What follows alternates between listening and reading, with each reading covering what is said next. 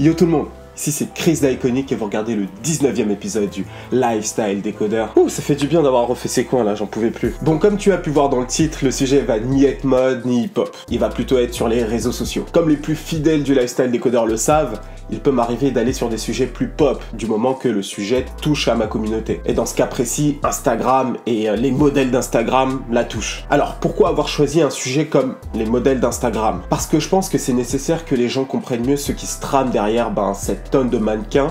Avec les Kardashians en chef de file, les modèles d'Instagram est un phénomène assez unique et très caractéristique de notre époque, car il met l'image au devant de tout. L'idée de ma vidéo ne va pas être de taper sur ces filles ou alors de les encenser, mais plutôt de 1. Comprendre comment ce phénomène est né et a pris de l'ampleur, de quelles filles on parle exactement, et ensuite pourquoi les marques dépensent des centaines de milliers, voire des millions d'euros dans ce business. Et enfin, on va essayer de tuer le mythe de la modèle d'Instagram. Sans plus attendre, on y va. Bon, avant tout, il faut déjà comprendre dans quelle société nous vivons. Et plus que jamais, nous vivons dans une société de l'image. Alors, la société de l'image, c'est une société où la communication de soi a une forte importance. Au point que si nous ne communiquons pas, nous n'existons pas aux yeux de l'autre, que ce soit consciemment ou inconsciemment. Si tu n'as pas de traces de où tu as été, de ce que tu as fait, c'est presque comme si tu ne l'avais jamais fait. Les réseaux sociaux ont été le fer de lance de la société de l'image que nous connaissons aujourd'hui. Parmi ces réseaux sociaux, certains sont strictement spécialisés dans l'image justement. Instagram, en tête de liste. Calibrer sa communication ou jouer sur le paraître sont les spécialités. À tel point qu'un chômeur en fin d'indemnité peut te faire croire qu'il vit la vida loca à Miami Beach. Fake photogram, right?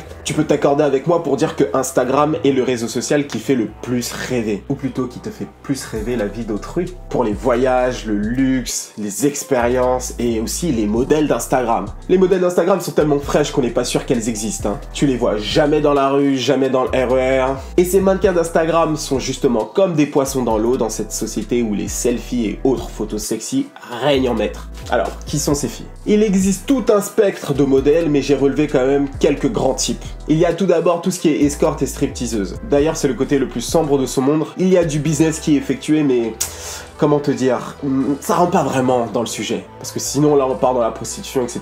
Et là, on n'y est pas du tout. Donc, on va mettre cette catégorie de côté. Ensuite, il y a les comédiennes mannequins. Donc, à l'image Amanda Cerny, par exemple, Lena Frooms ou encore Lélie Hernandez. Bon, pour elle, le mannequinat, c'est un petit peu un tremplin pour devenir de vraies actrices. Par exemple, Amanda Cerny, je la vois aujourd'hui plus comme une actrice que comme une modèle. Le fait d'être mannequin, c'est juste une manière pour gagner en popularité, c'est tout. Ensuite, il y a une autre catégorie, les modèles fitness. Ah, là, ça devient vraiment sérieux. Cette catégorie de filles, selon moi, est la forme la plus pure des modèles d'Instagram. Et la plus répandue, je pense. Ça part de yoga, de squat, de bikini et d'abdos en béton. Parmi elles, des modèles comme Tiana Gregory, Jen Selter ou encore Sum Rae connaissent une popularité monstre avec 4,3 millions d'abonnés pour Tiana Gregory, 11 millions pour Jen Selter ou encore 15 millions pour Sum Rae. Pour te donner un ordre d'idée, de vraies célébrités comme A$AP Rocky ou Kendrick Lamar ont 6,4 et 6,8 millions d'abonnés. Comme quoi une jolie paire de fesses remportera toujours sur l'art, hein, petit puriste. Jen Selter est d'ailleurs connue comme étant le bout le plus connu d'Instagram. En tout cas, c'est les médias qui ont titré ça comme ça. Et cette popularité, elle la doit à ses séances de squat légendaires en plein air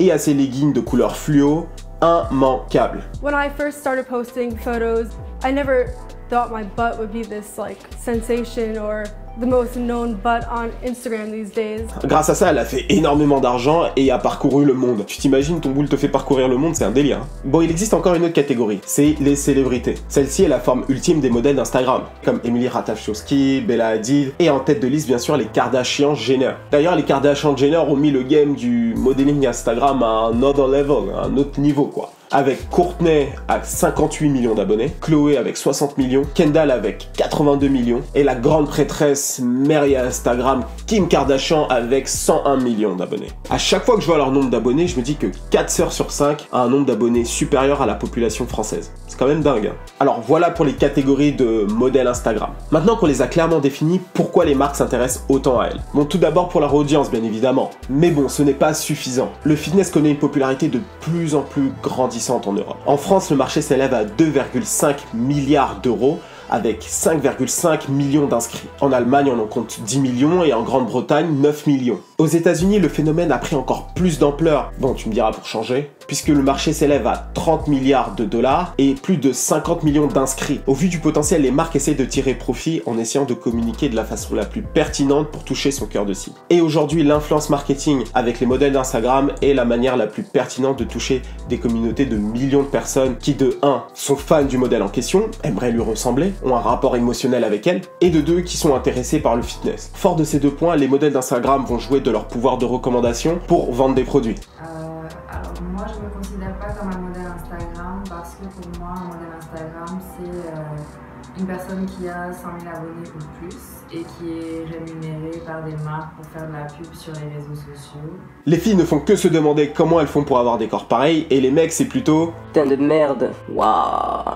Fraîche hein. Bon, je t'ai acheté le thé là, comment on dit déjà? Ficti, hein? Ficti. Apparemment, si tu bois ça, ça va te donner les grosses fesses à la Gen Center. Cette pratique n'est bien entendu pas spécifique au modèle d'Instagram, mais plutôt aux influenceurs en général. Maintenant que je t'ai expliqué pourquoi les marques s'intéressent à elles, on va essayer de mieux comprendre comment le business se met en place. Bon, les placements de produits est la méthode principale. Cela consiste à placer de façon plus ou moins discrète le produit d'une marque dans une photo Instagram. Au vu de certaines photos ou vidéos, le produit est exposé de façon tellement évidente qu'on ne parle plus de placement de produit mais plutôt de billets sponsorisés ou photos sponsorisées. D'après mes recherches, en ayant croisé l'information, les influenceurs ayant entre 1 et 5 millions d'abonnés toucheraient entre 3 et 5 000 euros le billet, donc c'est-à-dire le post Instagram. La facture peut monter jusqu'à 100 000 euros si elle réalise toute une campagne. Une campagne, ça consiste à poster plusieurs photos sur une période donnée. Tu t'imagines un petit peu si tu cumules ça avec les autres réseaux sociaux? C'est la fête, hein.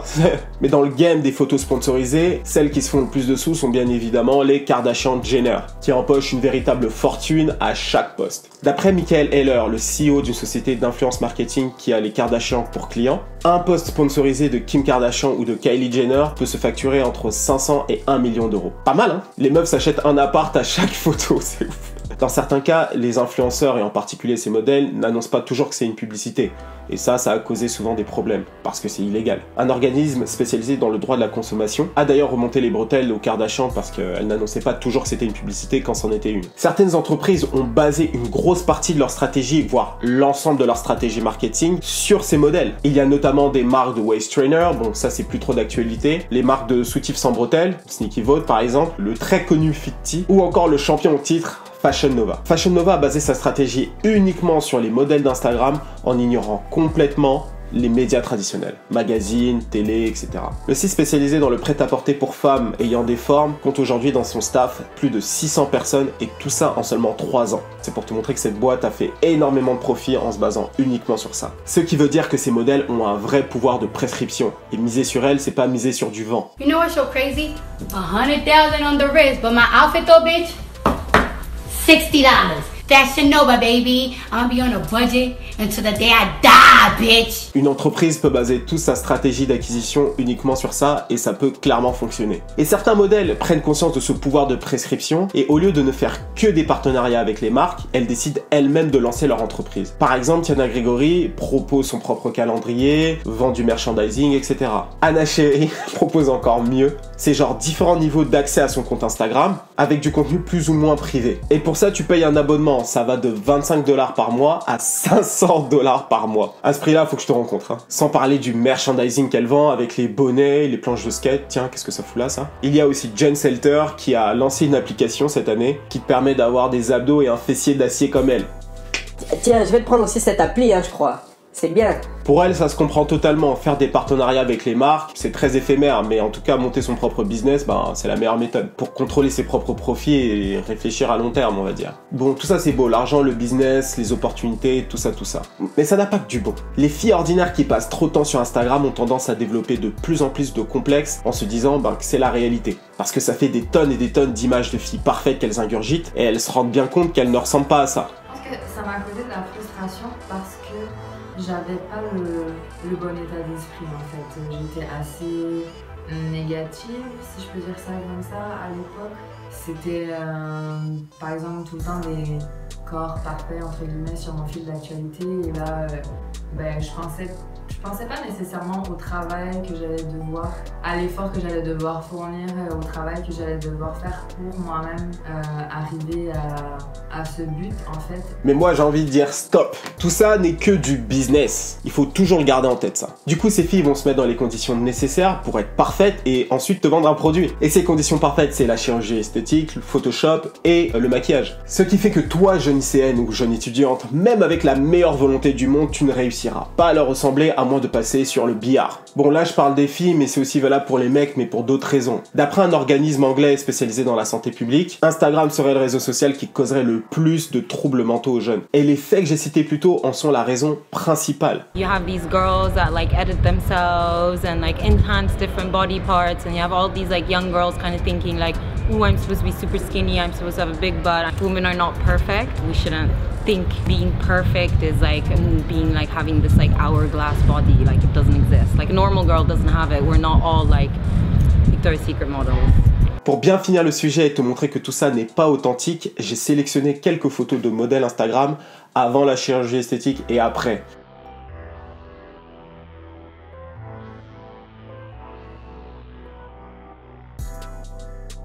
Pour Monifa Jensen, ça m'a un peu choqué d'ailleurs. Bon, comme tu l'as vu dans cet épisode, le but n'était pas d'encenser ces filles ou encore de leur taper dessus, mais plutôt d'informer et de divertir, comme d'habitude quoi. Personnellement, je trouve ça cool qu'aujourd'hui il y ait des filles qui soient capables de vivre de leur passion en partageant leur quotidien par exemple. Et puis il y a de l'entrepreneuriat derrière et j'aime bien ça. Mais je pense que c'est important que les gens prennent vraiment du recul sur ce qui se passe. Bon voilà, la vidéo s'arrête ici, j'espère que t'as apprécié. Je sais qu'il y a encore énormément de choses à dire sur le sujet, mais je pense avoir traité vraiment les parties les plus pertinentes. Si tu as d'autres choses à dire sur le sujet, n'hésite pas à en parler dans les commentaires. Bon les filles de ma communauté, je sais que vous n'êtes pas des masses, mais j'attends de vous un maximum de réactions, de partages. Je pense que vous avez beaucoup de choses à dire sur le sujet. Je tiens aussi à remercier Marine, la modèle Instagram, qui a accepté de jouer le jeu en répondant à mes questions, etc.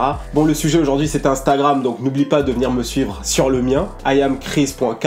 Bon, c'est tout pour aujourd'hui, on se retrouve vendredi prochain pour un sujet plus culture urbaine. C'était Chris du Lifestyle Décodeur d'Iconic pour vous servir. Cheers.